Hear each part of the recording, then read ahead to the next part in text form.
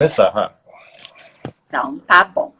Então, gente, é um prazer enorme a gente estar aqui, tá? As pessoas vão entrando, mas depois vai ficar gravado no nosso canal, tanto o tutor Cristiano quanto eu vamos estar divulgando, porque a gente vai falar de um assunto super, super importante, que infelizmente só quem é da área mesmo, nem todos os médicos sabem a importância que tem esse tema. E o quanto relevante ele é para a qualidade de vida física, de saúde mental, de bem-estar, enfim. O nosso sono é uma das coisas mais sagradas que existem, né? E às vezes a gente acha que é só dormir, né? E não é só sobre dormir. Então, eu tenho um prazer enorme de ter como convidado o Dr. Cristiano Machado. Ele é paranaense, mas hoje em Duarte dia... Augusto, já errou meu nome. Augusto, desculpa. Tinha 2 Cristianos na sala, ó. É verdade. Cristiano Augusto, ele é neurologista, trabalha em São Paulo. Ele é especialista em sono, entre outras coisas.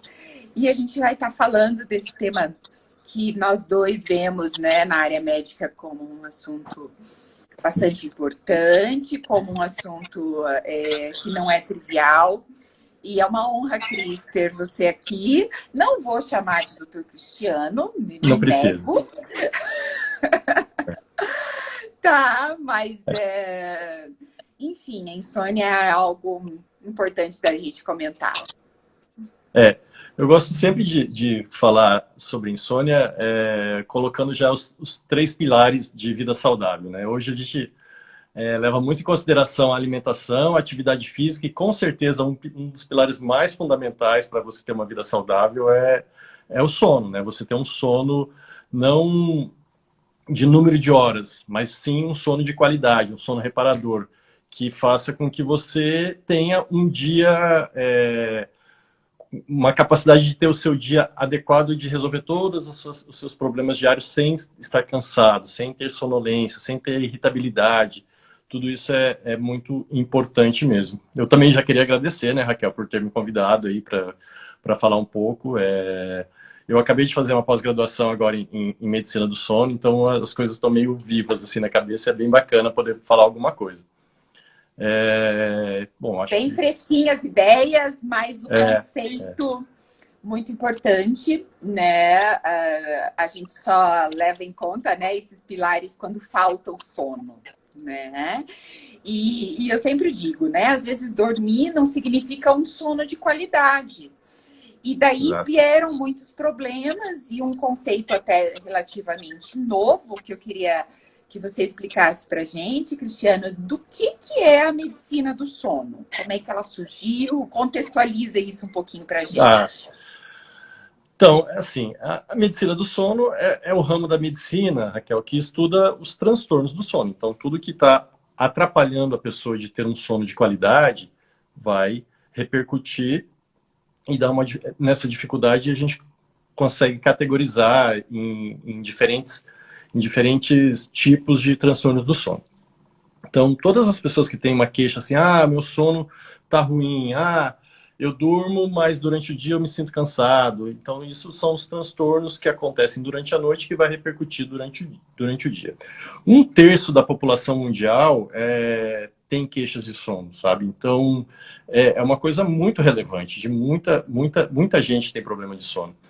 E é engraçado que, apesar de ser um nome muito comum, o Conselho Federal de Medicina aqui no Brasil só reconheceu a área de medicina do sono como uma área de atuação médica há um pouco mais de 9 anos. Não é uma coisa que já vem de longa data, igual acontece já um pouco mais nos Estados Unidos e na Europa, né?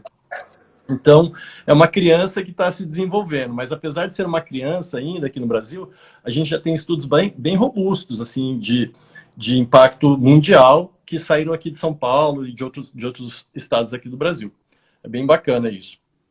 E a primeira classificação dos transtornos do sono ocorreu em 1990. Nós já estamos na 3ª classificação, que foi agora em 2014.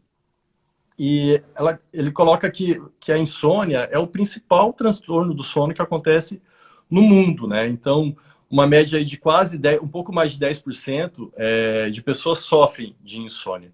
E se você for categorizar um pouco mais, sendo um pouco mais específico, se você pegar, por exemplo, uma faixa etária de idosos do sexo feminino, isso aí sobe mais ainda. Depois da menopausa, o risco dos pacientes terem insônia é maior ainda. Então, é um problema de saúde pública mesmo, que causa absenteísmo no trabalho, que causa pessoas que se atrapalham no dia a dia com queixas de memória, né?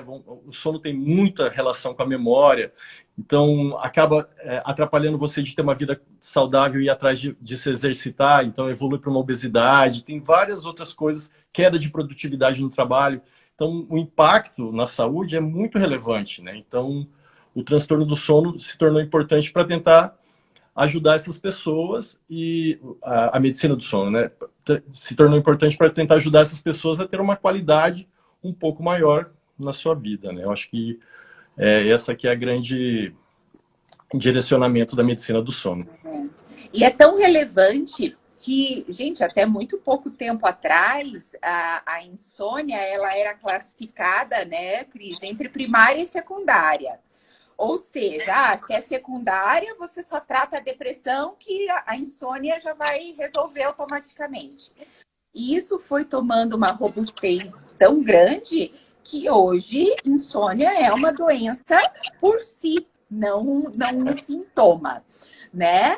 E como é que a gente pode definir sono, então? Primeiro vamos definir o que é o sono. Tá. Então, assim, o principal autor do Tratado de Medicina do Sono se chama Krieger, né? O Krieger, ele coloca que que o sono seria um estado comportamental transitório e reversível, representado por uma alteração temporária da motricidade, da mobilidade e principalmente do nível de consciência. Então, é algo que vai ficar durante um tempo de um jeito e depois a gente acaba voltando para o alerta, para a vigília, né? Durante muito tempo, o sono foi considerado como um processo inativo, uma inativação cerebral. Eu gosto bastante dessa parte porque lá na década de 20, mais ou menos, Hans Berger inventou o eletroencefalograma, né? Ele colocou uns eletrodos na cabeça dos animais e começou a ver as ondas cerebrais. E qual não foi a surpresa dele? Que durante o sono, as ondas cerebrais estão lá muito ativas, tem muita atividade, né? Então, foi nesse momento que começou a se ter uma mudança da chavinha e falou, opa, acontece várias coisas durante o sono que a gente tem que entender melhor para poder explicar realmente o sono. E daí ele começou a ser visto como um processo ativo, não um processo de inatividade cerebral. Tem um desenho muito bacana, ele chama Divertidamente. Não sei se você já assistiu, Raquel. É uma menininha. É muito legal. É um desenho que pega bastante criança, mas o adulto todo adulto deveria assistir. Ele pega e vai mostrando como que vai formando os sentidos naquela criança. E isso acontece principalmente durante o sono. Enquanto ela dorme, aí que você vê que a memória dela vai ficando consolidada para vários sentidos, o de raiva, o de tristeza, de angústia, tudo. É muito bacana, muito bacana. Isso mostra como é que o sono acabou sendo um processo ativo e não uma inatividade cerebral, né? Lá na década de 50, mais ou menos, daí mais dois loucos lá colocaram uns eletrodos na cabeça do filho do Azerinsky, se eu não me engano o nome do cara, e viram que chegava um determinado momento do sono que o filho dele ficava mexendo o globo ocular de um lado para o outro, rapidamente, né? E nesse momento ele não tinha atividade muscular nenhuma, que é o que a gente chama de atonia muscular. E aí que foi que descobriu a parte do sono, a fase do sono REM, né? O movimento rápido dos olhos com atonia muscular, que é uma parte super importante, onde ocorre a consolidação da memória. E a partir disso foi se desenvolvendo todos os estudos. Com o avanço da tecnologia, Raquel, eles foram conseguindo entender melhor o que acontecia em relação aos neurotransmissores, né? Hoje a gente sabe que é uma circuitaria no cerebral, dos neurônios, extremamente elaborada, extremamente bem estruturada, né? Que em determinados momentos do sono, a gente tem uma quantidade de neurotransmissores mais específicos para deixar ele mais sonolento, depois menos sonolento, e as coisas vão se alterando durante a noite, né? Então a gente tem duas fases do sono. Uma se chama não REM e a outra se chama REM. A fase não REM, clinicamente, a gente diferencia pelo limiar de despertar. Quanto mais difícil de despertar o paciente, mais profundo ele está. Então, são 3 fases, que é o N1, N2 e N3. O N1 é aquela parte bem superficial, qualquer coisinha a gente acorda. O N2 você já tem um pouquinho mais de dificuldade de acordar. E o N3 é aquele paciente que você tem que... acorda, acorda, acorda, que senão ele fica lá dormindo um tempo, né? E o N3, a gente chama ele de sono de ondas lentas. É nessa fase que ocorre a limpeza cerebral, que o cérebro vai descansar. Então, a gente tem um sistema linfático, isso é um tema bem novo também, nos últimos anos que foi descoberto, que é um sistema responsável por fazer a retirada das toxinas que foram se acumulando durante o dia. Então, o sistema linfático faz essa limpeza, deixando o nosso cérebro um pouco mais leve em relação ao cansaço, né? A limpeza cerebral, que a gente chama. E é nessa fase também, Raquel, do sono de ondas lentas, que ocorre a determinação do que vai ser consolidado de memória ou não. Então, passando do N3, a gente acaba entrando no sono, na fase REM do sono, que é esse que eu acabei de explicar agora há pouco. E é nessa fase que vai ocorrer a consolidação da memória. Nessa fase do sono REM, também que ocorrem os sonhos. Eles ocorrem na fase não REM também, mas é nessa fase que estão mais concentrados. Então, assim, é uma circuitaria fantástica, eu acho maravilhoso estudar o sono por conta disso.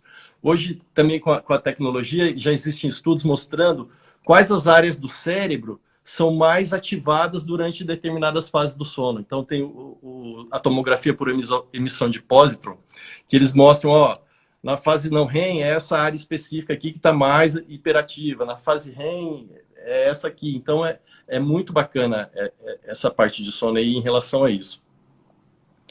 A gente ainda falando tem uma... também um pouquinho em relação, né? Você já comentou que, nossa, gente, 1/3 da população mundial ter insônia. E a gente vê que idosos chega a cerca de 70%, às vezes mais, né? E muitas outras doenças, pacientes com outros problemas cursam com insônia também. Além da insônia, existem algum outro problema relacionado? Quais são as doenças do sono mais comuns? Então, existem vários transtornos, né? Pela International Classification of Sleep Disorder, na sua 3ª edição, eles categorizam em eles colocam 7 categorias de transtorno do sono. O principal, de longe, é a insônia, né? Que é o que a gente mais escuta falar. E a insônia, nessa 3ª classificação, que ocorreu essa mudança aí que você falou de ser primária e secundária e agora ser um transtorno específico, né? Até então, o que acontecia? Por exemplo, o paciente que tem dor crônica acabava tendo muita dificuldade de dormir, né? E nessa dificuldade de dormir, eles acabavam colocando a insônia como secundária à dor. Eles acabavam tratando a dor e a insônia permanecia depois que tratava a dor. Então, eles viram que não era legal fazer esse tipo de classificação primária e secundária, e daí começaram a colocar aguda e crônica, né? Então, hoje é a maneira que a gente classifica a insônia. E, por exemplo, a insônia, como que a gente define insônia hoje, né? Então, é aquele paciente que tem uma dificuldade de iniciar o sono ou de manter o sono, ou seja, ele pega no sono, mas logo ele acorda e fica acordado durante muito tempo, ou até mesmo o paciente que tem uma dificuldade de acordar no horário que estava programado, ele acaba acordando um pouco mais cedo do que ele pretendia, né? Se essas alterações, isso tudo, lógico, numa circunstância de sono adequado, um quarto silencioso, sem luz, né? Se tudo isso acontecer e isso trouxer algum tipo de sintoma durante o dia, como irritabilidade, como sonolência excessiva diurna, transtorno de memória, se isso tudo acontecer junto, a gente tem a insônia. Se esses sintomas ocorrerem 3 vezes por semana, por mais de 3 meses, a gente tem insônia crônica. Por menos de 3 meses, a gente tem insônia aguda. Mas você havia perguntado dos transtornos, né? Então, eu acho que esse é o mais importante e é o tema da nossa live também. Mas também a gente tem os transtornos os transtornos do sono relacionado à respiração, que é muito comum, é bastante conhecido o famoso ronco, a famosa apneia obstrutiva do sono, né, que quando o paciente, geralmente eles são mais gordinhos, têm um pescoço mais largo e acabam roncando muito, e durante a noite alguns chegam até a ter como se fosse um sufocamento, né, acorda meio sufocado, isso assusta quem está dormindo do lado, até acha que tá morrendo e tal. Então, esse também é um transtorno bem comum e muito importante, porque os pacientes que sofrem desse transtorno acabam desenvolvendo várias outras doenças clínicas, como hipertensão, diabetes, obesidade, desenvolve uma síndrome metabólica. É como se o paciente ficasse inflamado o dia inteiro, a noite inteira, o tempo inteiro inflamado, e acaba levando à obesidade. Então, todas as complicações inerentes a esse tipo de transtorno.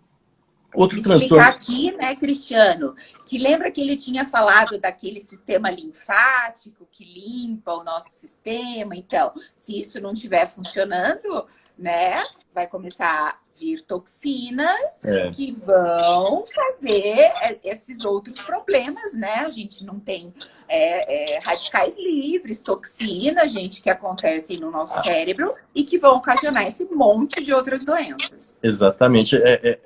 É muito importante falar que, para eu ter essa limpeza cerebral, eu tenho que ficar um tempo adequado nessa fase do sono. E esses pacientes que têm insônia e têm outros transtornos, em especial essa apneia obstrutiva, eles não ficam esse tempo suficiente, eles ficam tendo um sono muito entrecortado, um sono que não é reparador, né? Então, eles têm muito microdespertares. Então, isso aí vai atrapalhar realmente de você ter essa limpeza cerebral, ou seja, eles vão estar cansados o tempo inteiro durante o dia. É a diferença, né, de deitar e dormir realmente. Exatamente. E falando nisso, Cris, qual que é o tempo? Porque você falou das várias fases do sono. Como é que é? A gente tem que dormir quanto tempo de cada fase, né? Tem gente que, você tem que dormir pelo menos 3 horas, 4 horas sem interrupção. E isso é uma coisa, né? Tem gente que fala, eu durmo 4 horas, está super bem para mim. Não, eu preciso dormir 10 horas e ainda acordo cansado no outro dia. Essa questão de tempo de sono. Raquel, essa é uma das perguntas mais frequentes do consultório, né? Todo mundo quer um elixir da resolução das coisas, né? E, infelizmente, não existe isso, né? A gente...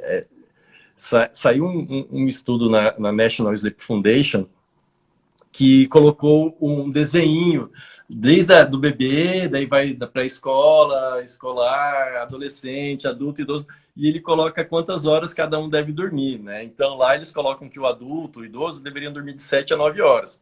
Só que a grande sacada disso, que tem que tomar muito cuidado, que isso é um estudo populacional. Não é um estudo que foi feito para aquele paciente específico que está te procurando ali no consultório. Então, é lógico, a gente fala, de 7 a 9 horas, mas isso não é uma coisa estanque, não é uma coisa fixa, né? Cada paciente vai ter a sua realidade. Nós sabemos hoje que tem gente que dorme 5, 6 horas, que a gente chama de dormidor curto, e tem uma vida saudável durante o dia. Eles não têm problema de irritabilidade, não tem sintoma diurno para eu falar que aquilo lá é um transtorno. Então, tudo bem para esse paciente dormir 6, 7 horas. Assim, quer dizer, 5, 6 horas. Assim como nós temos pacientes que dormem 8 horas todas as noites e continua reclamando durante o dia. Eu estou cansado. Não foi reparador o meu sono. O que eu tenho que fazer? Então, cada caso é um caso. A gente tem que ver o paciente de uma maneira única. Ele é um ser único e a gente tem que entender ele como um todo. Não querer encaixar ele dentro de um estudo populacional e falar, você tem que ser assim. Isso não existe, né? Ainda bem. Então, hoje a gente sabe também que tem os cronotipos que podem determinar bastante problemas para as pessoas, né? Então, tem pessoas que elas estão mais habituadas a produzir melhor no período da manhã, que são o cronotipo matutino. E tem pessoas que têm o cronotipo mais vespertino, que produzem melhor no período da tarde. Então, qual que é a grande sacada aí, né? Não adianta, por exemplo, eu colocar uma pessoa para trabalhar no período de manhã, que ele não vai estar no melhor rendimento dele, sendo que ele é vespertino, entendeu? Então, isso vai acarretar o quê? Vai ficar depressivo, vai ser mandado embora do emprego, o chefe vai falar, poxa, mas você não produz agora de manhã, o que está acontecendo? Sendo que o cronotipo dele é para produzir bem no período da tarde. Então tem todas essas sacadas aí em relação a número de horas e qual horário que deve dormir ou não, entendeu? O importante é obedecer às fases do sono, né? Ah, você perguntou isso, não eu não ficar falei, né? só ali na Eu fase não falei. 2 e não aprofundar o É. sono e tudo mais. Então, é assim, a fase não REM, ela é dividida em 3 partes, né? No N1, que é o mais superficial, a gente gira em torno de 5% da noite. O N2 gira em torno de quase 50% da noite. O N3 uns 25% e a fase REM também uns 25%. Sendo que a fase REM, ela se concentra mais na segunda metade da noite. Não se concentra tanto no começo da noite. E as outras fases se concentram mais na primeira metade. É muito importante a gente entender que isso não é único, não é uma vez que acontece isso. Isso fica ciclando durante a noite, de 4 a 6 vezes durante a noite, né? E é interessante que a gente tem que ficar uma porcentagem específica em cada fase para que aquela fase seja reparadora para aquela pessoa, entendeu? Então não adianta eu ter só um pouquinho de N3, porque pode ser que eu não faça a limpeza cerebral adequada, entendeu? E as causas? Eu vou falar da minha parte um pouco de causas de insônia, né? Na psiquiatria a gente vê a grande parte, e eu também como especialista em dor crônica, né? A dor crônica, a depressão, a ansiedade, o uso de substância, gente, né? Muita gente acaba usando álcool para dormir melhor, mas é um tiro no pé enorme, né? Porque você até capota, mas dormir bem é outra história, né? Então, nas doenças psiquiátricas, a gente vê a insônia como uma coisa bastante frequente, né? E grande parte dos pacientes nos procuram por conta da insônia realmente. E daí, no fundo, a gente vai, né, pesquisando e vendo que não, isso aí é porque você tem uma depressão, vamos tratar as duas coisas e tudo mais. Quais as outras doenças, Cris, que cursam com insônia, assim, que a gente tem que estar atento e levar em conta? Então, Raquel, assim, eu acho que é bem importante a gente pontuar aqui que a insônia é algo multifatorial. Então, tem vários fatores que podem levar o paciente a desenvolver insônia, né? Desde componentes comportamentais, né? Então, ficar muito tempo na cama acordado, ficar fazendo coisas na cama, por exemplo, lendo, assistindo TV ou vendo o celular, que é uma coisa hoje em dia muito comum, né? E a gente sabe que a luz do celular acaba ativando um trato chamado retículo hipotalâmico, que ativa o núcleo supraquiasmático, que inibe a pineal a produzir melatonina, que é o hormônio do sono. Então, assim, é uma cascata, né? Então, não só os comportamentais, mas também os cognitivos, pacientes que têm uma expectativa muito errada em relação ao sono, já vai para a cama meio, não vou conseguir dormir, amanhã meu dia vai ser ruim de novo. Então, são pensamentos mal adaptados em relação ao sono. Componentes relacionados ao ambiente. Então, o ambiente tem que ter baixa luminosidade, né? De preferência escuro, não pode ter barulho. Barulho é bem importante também. A temperatura também é bem importante. A gente sabe que é uns 4 graus abaixo da temperatura corpórea para ser mais adequado para a gente iniciar o sono. Então, tudo isso, junto com outros transtornos clínicos, por exemplo, o paciente que tem dor crônica, igual você falou, é muito comum o paciente com dor crônica dormir mal. Então, outras doenças do colágeno, igual a artrite reumatoide, por exemplo, o lúpus também pode cursar com essas dificuldades. Pacientes com problemas cardiopulmonares, né? Então, pacientes com insuficiência cardíaca, às vezes precisa dormir com vários travesseiros, porque se ficar muito reto, você acaba tendo mais dificuldade de respirar. Então são vários, né? Tanto dentro da parte clínica, como dentro da parte dos transtornos do sono. Eu acabei não falando todos lá, mas ali ainda a gente podia falar da síndrome das pernas inquietas, que é uma síndrome que acomete algumas pessoas que as pernas parecem que não querem parar a hora que você deita, e ela tem que ficar levantando, tem que ficar mexendo, tem que andar. Então isso tudo pode dar a sensação de que você tem uma insônia de início, né? Da dificuldade de iniciar o sono.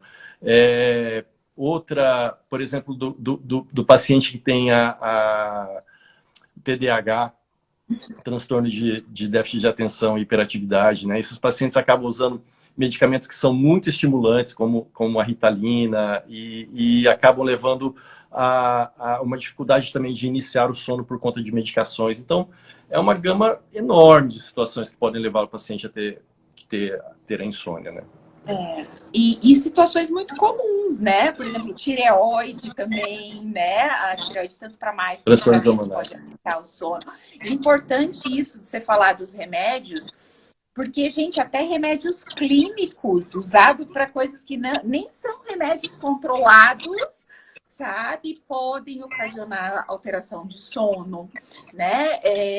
E muitas vezes a gente saber que é bem o que você falou, multifatorial, né? Então, pega um pouquinho do remédio, um pouquinho da temperatura, um pouquinho do meu celular, um pouquinho que eu comi demais à noite, um pouquinho que eu tirei um cochilo durante o dia, que afeta a minha qualidade de sono à noite também.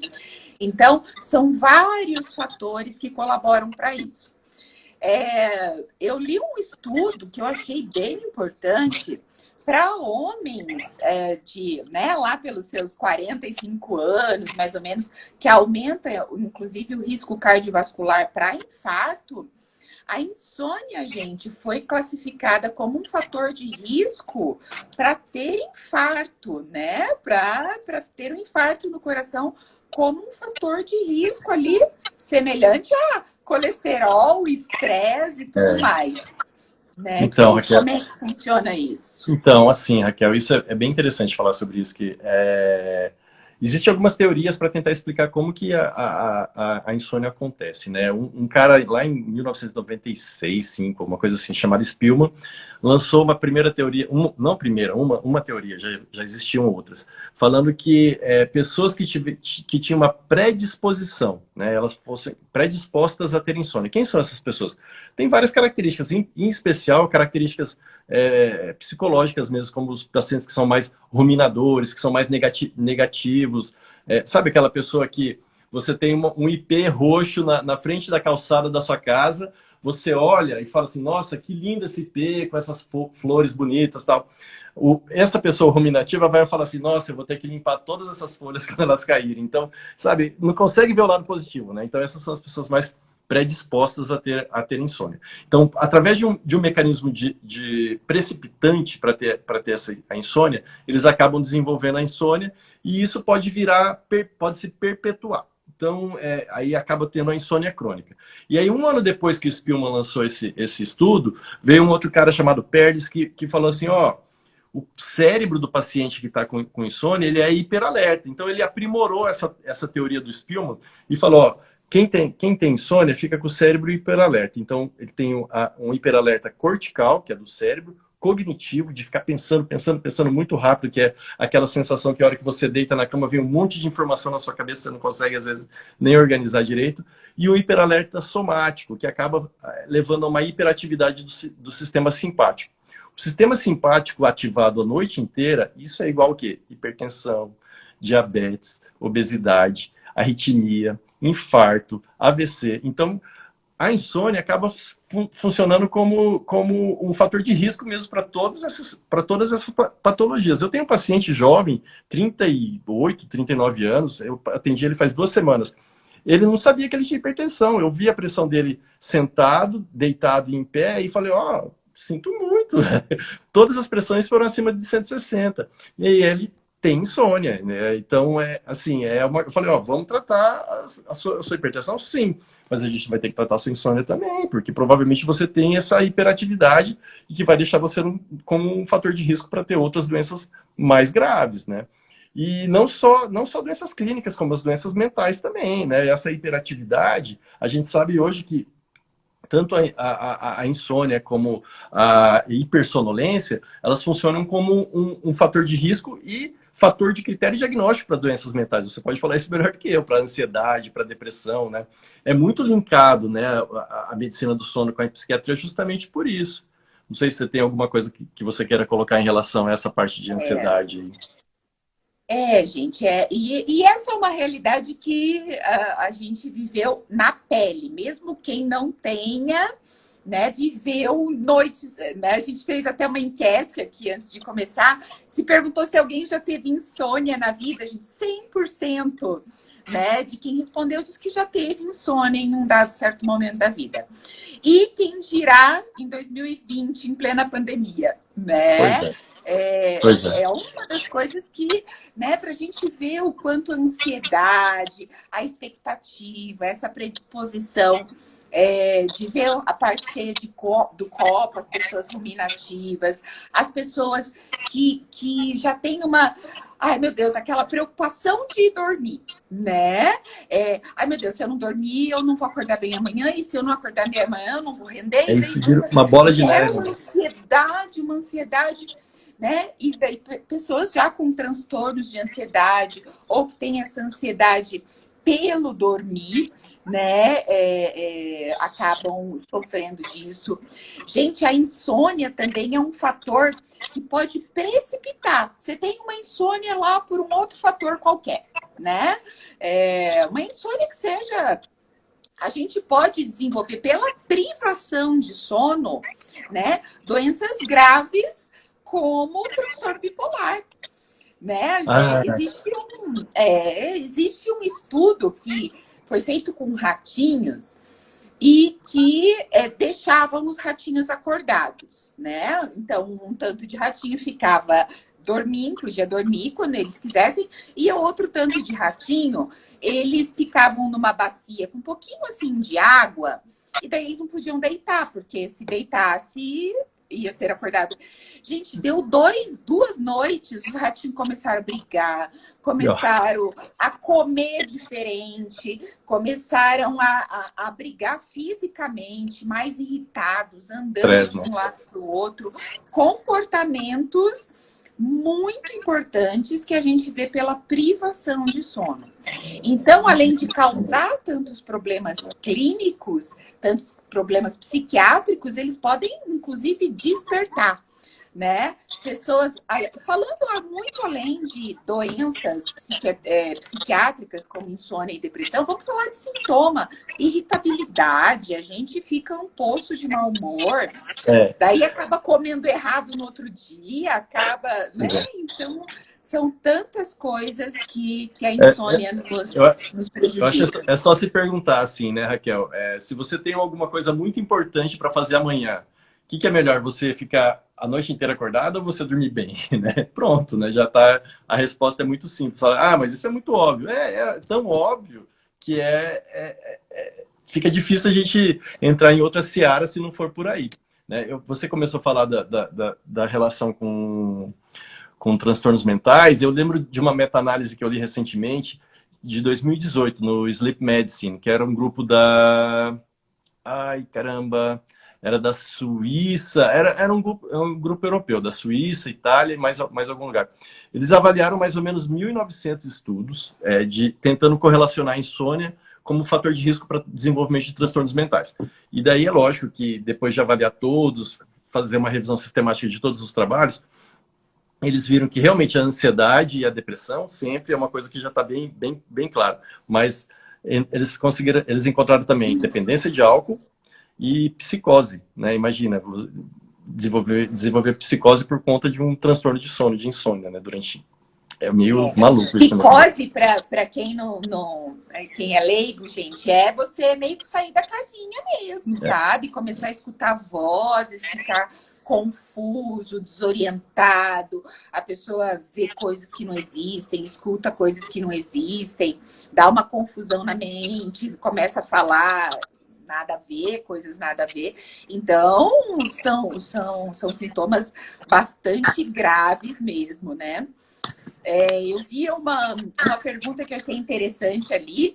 Eu estou vendo os comentários de você. Lembro, sim, da minha paciente querida, a Ju. Lembro, sim, gente. É muito bom ter vocês aqui. E uma pergunta que eu achei interessante. Se a insônia é genética? Então, a gente comentou agora há pouco, a insônia ela é multifatorial, né? Então, ela tem componentes de hereditariedade, tem componentes comportamentais, tem componentes cognitivos, então, e depende também dos componentes ambientais. Então, a minha irmã está perguntando se eu lembro dela. Cris, você lembra de mim? Sim, lembro. Lembro da minha mãe também, manda um beijo para ela.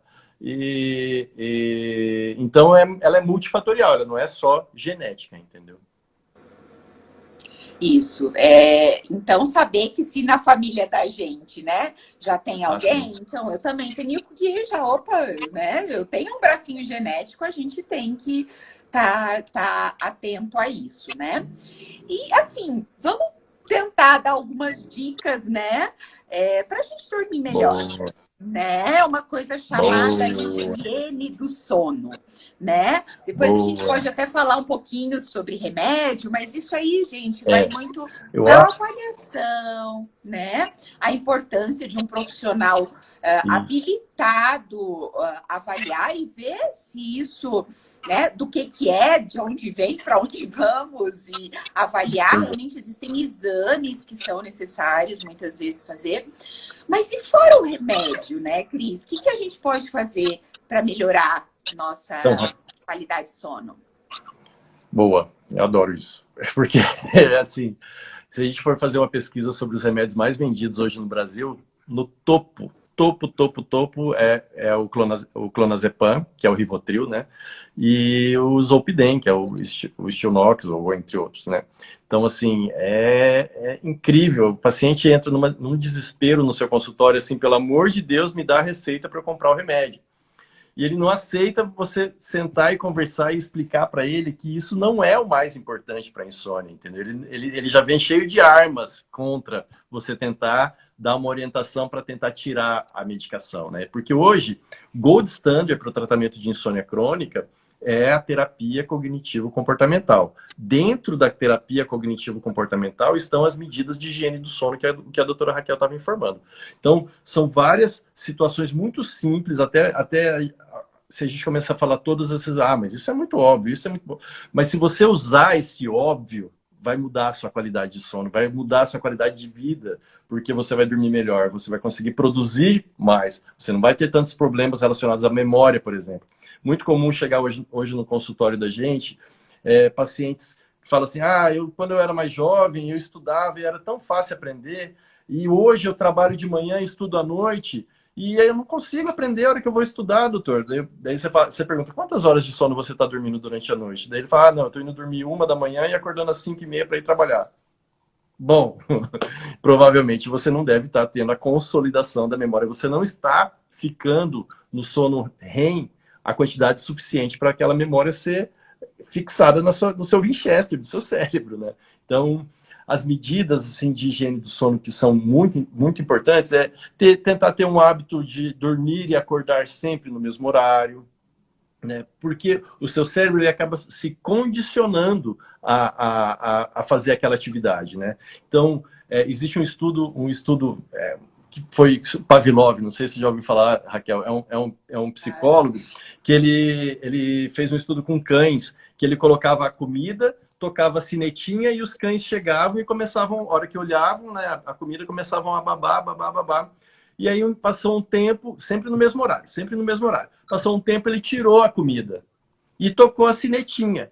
E os cães chegaram babando, sem ter o estímulo visual e olfativo, e chegaram babando, só com o estímulo. Então, eles foram condicionados a fazer aquilo lá. O cérebro é a mesma coisa. Se eu condicionar ele a dormir naquele horário e acordar naquele horário, ele vai te ajudar a ter uma noite adequada, uma qualidade, a ter um sono reparador.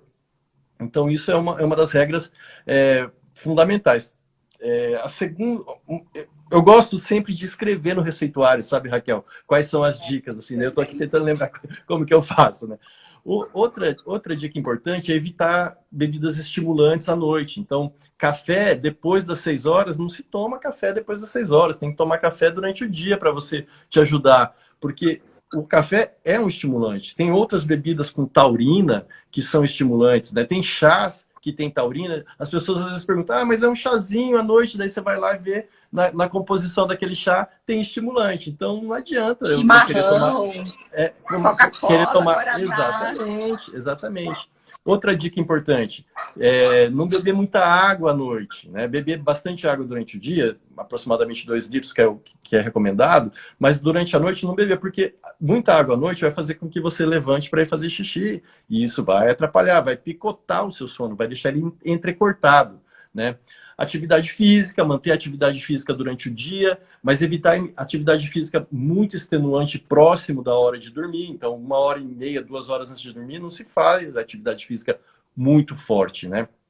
Atividade física estimula o nosso corpo, gente. Exatamente, Então, o teu corpo exatamente. tem que se recuperar, né?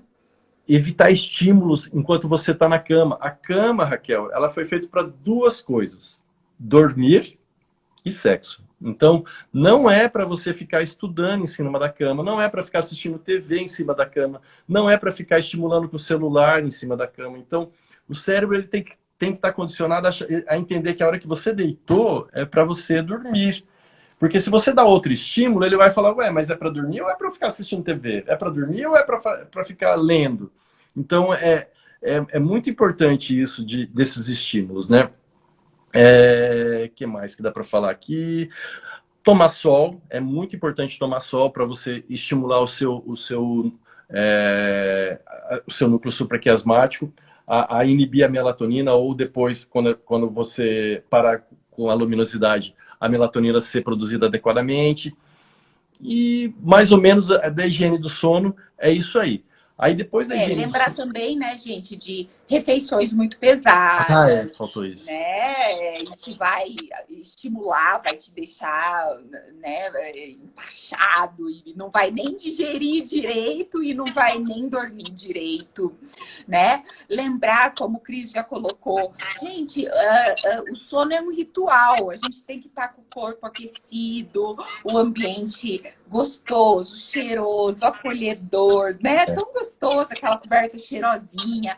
Então, lembrar de cuidar dessa fase tão importante da gente com carinho. A gente se arruma tão bem, né, para ir num jantar. Por que a gente não arruma, né, o nosso quarto para nos esperar dormir? Com baixa luminosidade, né, uma temperatura adequada, eu tomo um banho mais quentinho, o quarto fica mais friozinho. Então, são várias coisas óbvias que todo mundo sabe, né? E que às vezes as pessoas não fazem. Mas depois que você coloca no papel, na receituária, e fala, ó, você tem que fazer isso, assim, eles ficam meio mais espertos um pouquinho, né? E lembrar que tem a terapia cognitivo-comportamental também, né, Raquel? Que além dessa parte de higiene do sono, a terapia cognitivo-comportamental vai ensinar você a ter um comportamento mais adequado para você conseguir dormir melhor, né? É lógico que precisa geralmente de um profissional especialista em sono, um psicólogo especialista em sono. Alguns pacientes têm um pouco de repulso na hora que você fala, uma terapia cognitivo-comportamental para insônia com o psicólogo. Ele fala assim, mas não quero fazer terapia de falar dos meus problemas. Não é isso, é uma coisa bem direcionada, de 6 a 8 sessões, onde ele vai pontuar determinados pensamentos mal adaptados em relação ao sono, para você conseguir entender o que é o sono e você conseguir dormir melhor. Não é só a parte do comportamento, é a parte cognitiva também. Então, essa história do paciente falar assim, eu vou deitar, amanhã eu não vou conseguir dormir, amanhã eu vou estar nervoso e cansado. Então, ele vai tentar mudar essa chavinha na sua cabeça para fazer você conseguir ter um sono de qualidade, né? Junto com as medidas de higiene do sono. Então, psicoeducação, reestruturação educacional, cognitiva, um monte de coisa. Daria para falar um monte de coisa. Eu acho que é grande. Gente, e lembrar que a Raquel já até falou que procurar um profissional que saiba conduzir isso aí, entendeu? O sono, a insônia é muito ligado com a psiquiatria, por isso que eu e a Raquel estamos aqui conversando. Mas sempre que o paciente chega com insônia para mim, eu tenho que falar, ó, a gente tem que investigar a ansiedade, tem que investigar a depressão, tem que investigar.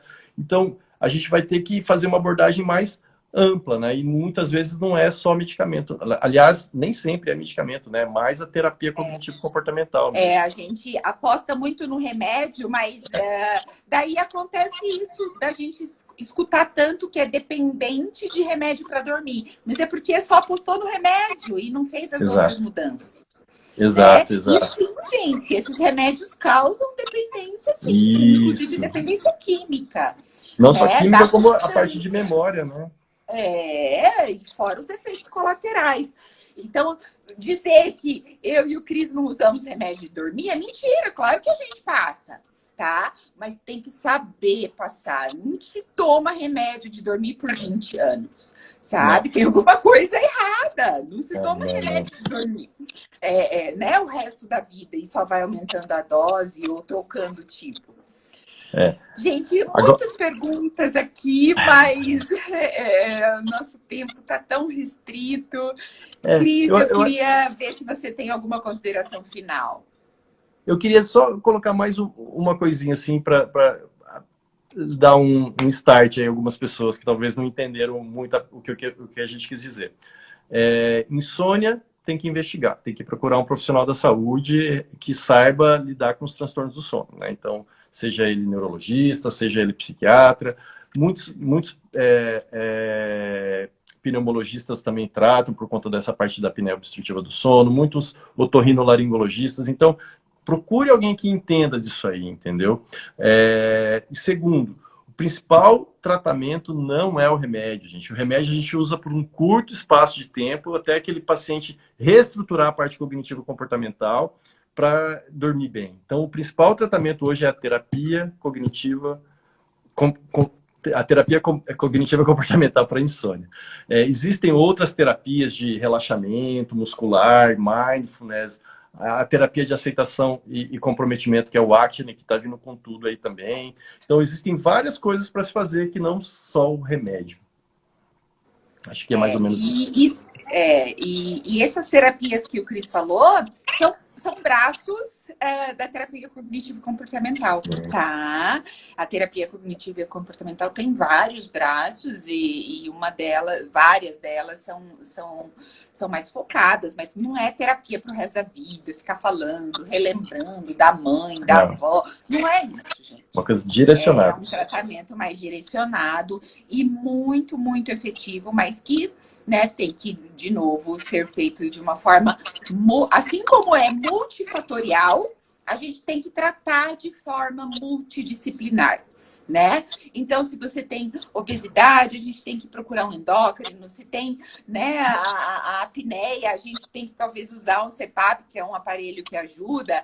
Se a gente tem a depressão, vai procurar um psiquiatra, vai tomar um antidepressivo, vai precisar fazer uma atividade física, né? Então, vai tomar o sol.